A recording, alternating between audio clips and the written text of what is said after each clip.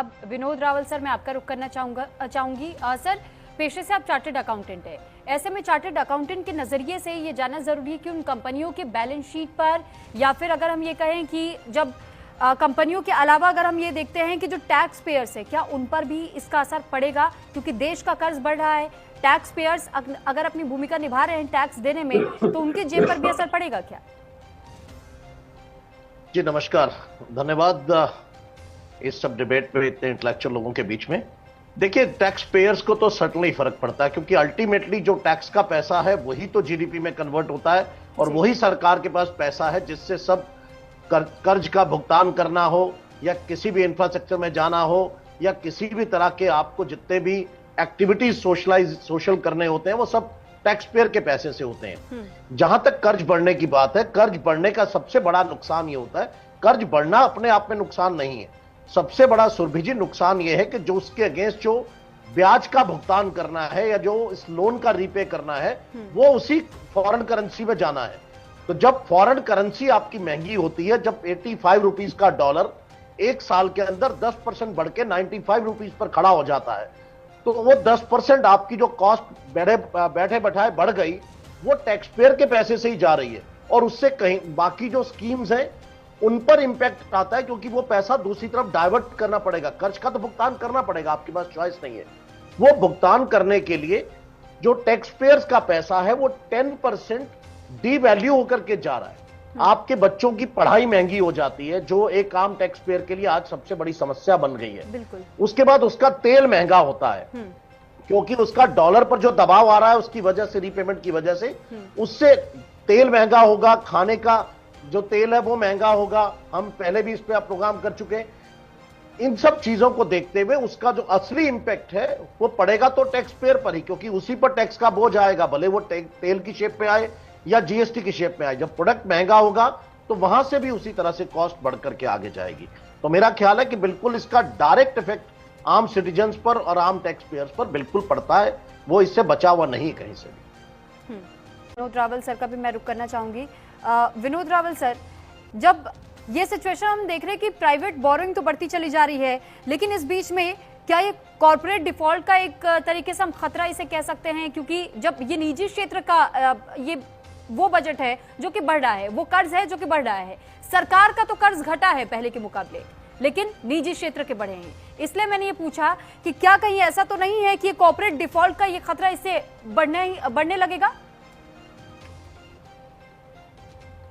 नहीं सुरभि जी, मैं आपसे बिल्कुल इस बात के लिए सहमत नहीं हूं कि कोई ऐसा कॉर्पोरेट डिफॉल्ट का कोई रिस्क बढ़ रहा है। इसमें ऑलरेडी आप देखिए कि अगर आप अपनी डेट सर्विस कवरेज रेशियो को देखेंगे तो वो 6.6 से घट के 5.8 हो गई है।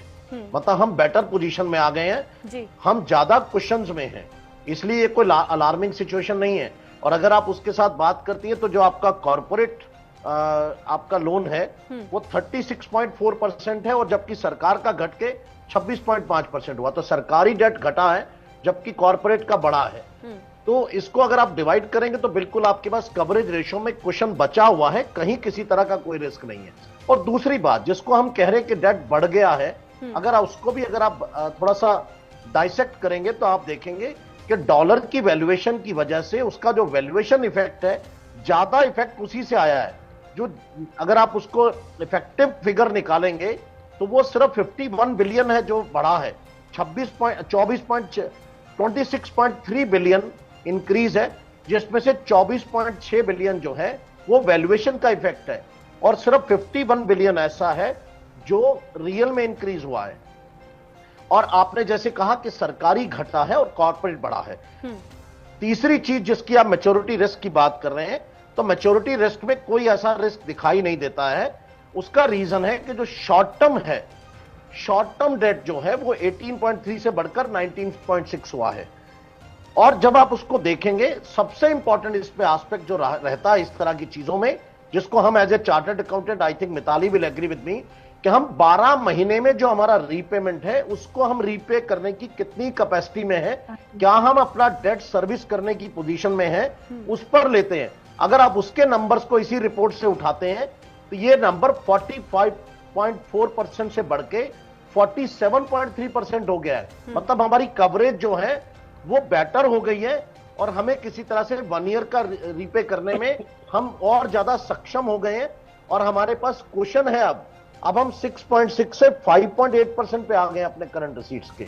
तो मुझे कहीं ऐसा कोई रिस्क नहीं दिखाई देता, पर नो डाउट कॉशन रहने की जरूरत है। ऐसा नहीं कि आंखें बंद करके बैठ जाइए। डेट बड़ा है, कर्जा बड़ा है, और लेकिन सवाल सिर्फ कर्जे जब बढ़ते हैं किसी भी व्यक्ति के लिए या देश के लिए या किसी ऑर्गेनाइजेशन के लिए, गुड लोन और बैड लोन जिसकी हम बात करते हैं, अगर उस पैसे को लेकर के उसका इस्तेमाल कहां किया जा रहा है, इंपॉर्टेंट ये है।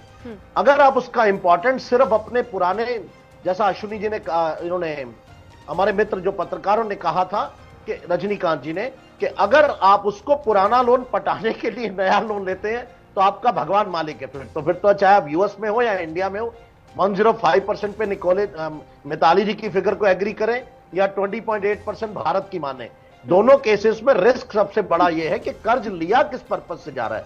क्या हम सचमुच से उसमें अपना इंफ्रास्ट्रक्चर बढ़ाने जा रहे हैं, क्या हम ग्रोथ के ओरिएंटेड लोन ले रहे हैं, या हम अपना कर्ज उतारने के लिए एक नया कर्ज लेते हैं, आधा उससे दे देते हैं और आधे से फिर घर चलाते हैं।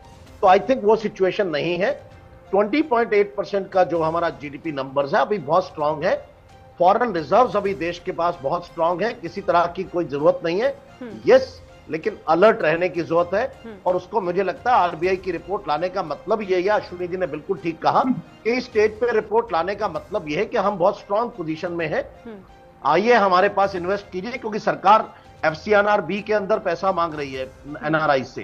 तो आएगा कैसे अगर आप अपनी स्ट्रेंथ नहीं दिखाएंगे, अपने आप को मजबूत नहीं दिखाएंगे।